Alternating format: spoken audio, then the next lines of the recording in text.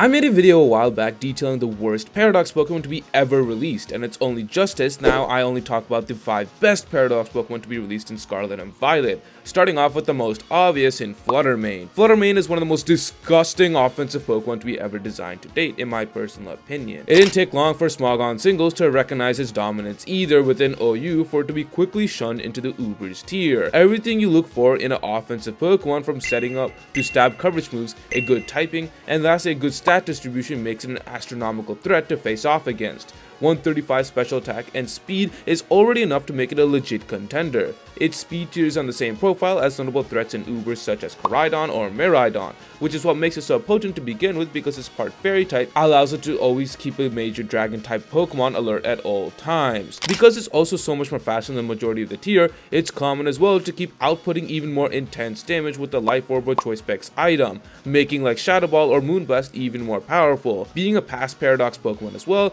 this pairs really well with Haydunn currently, as its Sun helps it activate Flutter Mane's ability, allowing it to get a speed or special attack boost and make it more deadly to face off against in battle. And the best part is, while Terrestrialization no doubt could make this a terrible monster to face off against, it's not dependent to be great for your side, much like the other Pokemon on this list, being very flexible and giving this Terrestrialization to other needed Pokemon. Flutter Mane though is one of the few Pokemon that can utilize Pokemon's new type of Stellar. The Stellar type for this Pokemon allows it to maintain its Ghost and Fairy typing, meaning immunity to things like E-Speed or Dragon type moves, while being to garner those one-time boosts on any of its moves, which can allow it to pick off Pokemon such as a bulky Wall of Ho-Oh. What can't Flutter Mane do for your team, even in Ubers where a lot of banned Pokemon get lost? This is a Pokemon that will definitely age well, at least I'm hoping, heading into Generation 10. An incredible offensive Pokemon that knows no bounds within the competitive sphere. To that opposite spectrum though, Shady Penguin's mascot of Delibird has its future form joining Flutter Mane within Ubers. While Flutter Mane is one of the fastest Pokemon in Ubers on par with Haydunn and Miraidon, Iron Bundle is actually faster than all 3 of these by 1 base stat point, which it exploits to its greatest desires to always be a vaunted threat you have to look out for. Much like Flutter Mane, it boasts similar high-powering offenses, with it now being a bit more physically bulky. It also didn't last into the OU tier for much long, as its ferocious water and ice typing coverage made it hard to beat down. Hydro Pump for strong offensive water type coverage, Ice Beam for ice coverage, and then has a luxury of also running Freeze Dry, a wall that would be obvious water walls to its only stab coverage moves. Iron Bundle does struggle a bit with coverage, but Freeze Dry at least lets it optimize and take care of these water types that might stand in its way, while still maintaining its potency against strong dragon types within the tier. These can be grueling stab moves to face off against, especially when considering Choice Specs is one of the most common items to run in Ubers to make up for its 124 special attacking stat compared to the rest of its offensive peers. And as you probably guessed, Miraidon is the best teammate for it, as it allows electric terrain to be set off, making its Quark type ability much more than a simple item hold of booster energy. Other than just pure offense though, Iron Bundle has great supporting moves in Taunt and Encore, which can make utility Pokemon such as Tinglu, who wants to set up hazards all day, have a more difficult time with this beast, and Default Corviknight, who wants to get rid of hazards from your side of the battlefield. Now, Iron Bundle is a bit more limited offensively as mentioned before, however its typing, speed, and good roll of supported moves offered a way to squeeze through and become a fantastic Pokemon in Ubers, even at the B tier range in its own way than Flutter Mane. It's always been one of the best Paradox Pokemon off-rip due to its immense power for OU, but to see this Pokemon as well, Flutter Mane dominated in Ubers puts more justification of their ridiculous power that they both possess. Great Tusk, to no one's surprise, might be one of the greatest OU Pokemon that this franchise has ever seen, as it's been nothing short of semblance of being a certified glue piece in holding the tier together. From base game to home to DLC 1 and DLC 2, this Pokemon has repeatedly been answering the call with its great consistency throughout Generation 9 OU. Great Tusk has a pretty good stat distribution, and it's very big on the physical side of things as told with its HP, attack, and defense, while boasting a modest 87 speed,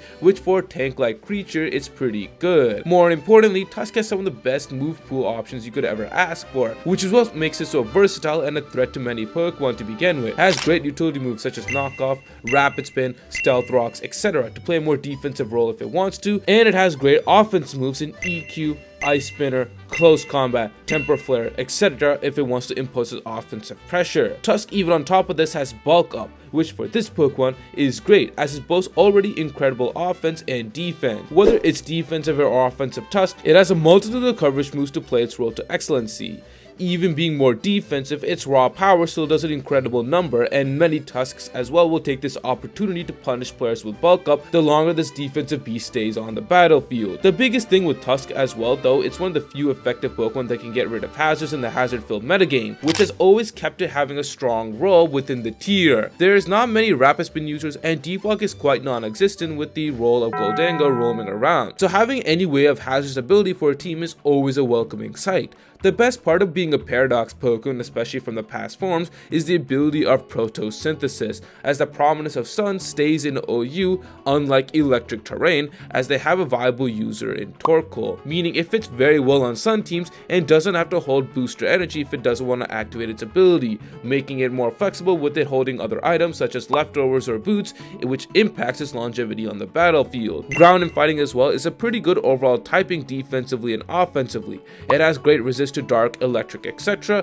while covering offensively against Steel typing, Fire, Dark, etc. And just like other Pokemon, it makes tremendous use of terrestrialization to help it keep afloat on the battlefield, for example Terra Water or Terra Steel, making it a long-game threat opponents have to continue to face off against. As you see in this brief overview of Great Tusk, it has been a very impactful mon for the OU tier and has never failed to impress competitive players for the past couple of years. Speaking of which, Iron Valiant has never failed to impress, even as now as one of the few future Paradox Pokemon in OU. One of the most gifted wall breakers in OU's history, as it boasts insane offenses on both sides, as well as a pretty high speed tier of 116. As a fairy and fighting type Pokemon, it's basically got a lot of moves in its arsenal to be very threatening, whether that's from close combat to Moonblast to other coverage moves such as Knockoff, Shadow Ball, etc. Fairy allows it to hit a lot of the tier for super effective or neutral damage, while Fighting allows it to pick up against the tougher Steel type Pokemon it might have a hard time against. It's also got tremendous set of moves of options of Swords Dance and Calm Mind to further increase its offensive potency on either side of attack or special attack. Additionally, it's got incredible support moves in Encore, Taunt, and Destiny Bond, which have been able to catch off opponents when they only expect wall breaking capabilities from this Pokemon. The best part of Valiant though is its flexibility and move pool, which can allow it to run any kind of set it wants to.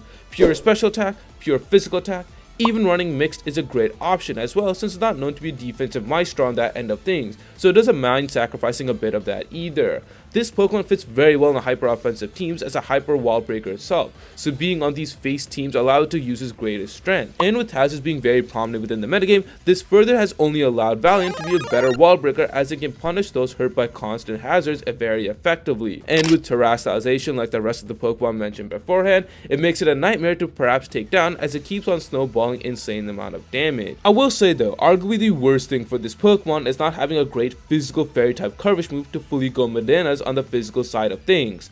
It has to rely on Spirit Break, which is a good move, but compared to things like Flare Up that is infinitely better in damage, that probably would have made it more lethal. Having to also only be able to reliably only hold booster energy is a bit of a pain without Electric Terrain Setter, as it can't take advantage of its ability otherwise. Although, to be fair, this still has only benefited as boosting its offenses by 1.3 or speed by 1.5 has especially made it tough against opponents, but having that flexibility to activate that and hold potential other items like Specs might have gone a long way, and perhaps might have gotten banned at some point in OU, just like its counterpart in Roaring Moon, one of the most pivotal Pokemon within the tier, and was at one point banned for its destructiveness it had in OU. Roaring Moon is a Dragon and Dark type Pokemon that posts ridiculous offenses in speed and attack while maintaining a good special defense on its side. Although its typing is very questionable for its dynamic offense, Roaring Moon, given its multitude of weaknesses thanks to its move pool, is able to make up for these issues. It's got moves such as Dragon Dance, Crunch, Dragon Claw, Knockoff, EQ, U-Turn, etc., making it very versatile for a team's needs.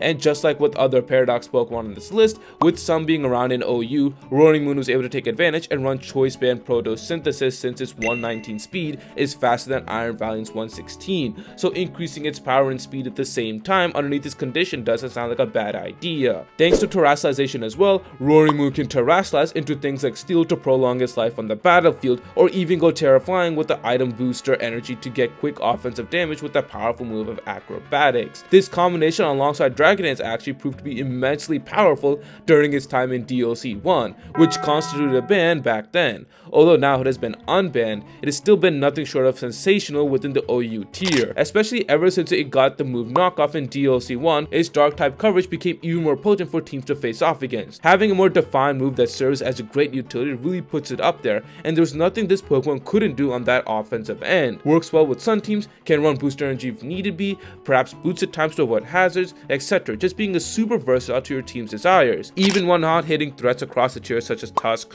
Ogerpon, Waterform, Rillaboom, etc. Roaring Moon can still catch opponents off guard by using the move Taunt. It greatly helps against bulky or stall-worthy Pokemon such as Dondozo to Skarmory, who all want to disrupt his sweeping process. And as a result, either Moon will knock them out thereafter or force a switch out from your opponents, leading to Moon dealing more heavy blows to their side of the battlefield. This Pokemon is just a must on hyper-offensive teams and does greatly appreciate hazards of course in this metagame, whatever to chip down your opponent so it's easier for Moon to tag them off later on in the battle. There are though some honorable mentions to make of as well. Iron Moth with Sticky Whips and now with Volcarona's ban has been an up and down Pokemon, although now it's obviously doing well for itself. Raging Bolt, while it did get off to a thunderous start, it seems as the metagame has been more progressing, so did the counterplay to it, which also sped up with Archaludon's ban. Lastly, Gouging Fire has been an incredible Pokemon, almost ban worthy at one point, but it's still nowhere near Valiant or Moon, at least in its consistent dominance in its short period of time in the OU tier, at least in my opinion. Speaking of which, if you haven't already, check out my video where I go over the worst Paradox Pokemon to be ever released, or how awful Palkia Origin and Dialga Origin are as legendary Pokemon. Comment below your thoughts, join the Chompy Discord, and with that, thanks for watching as always.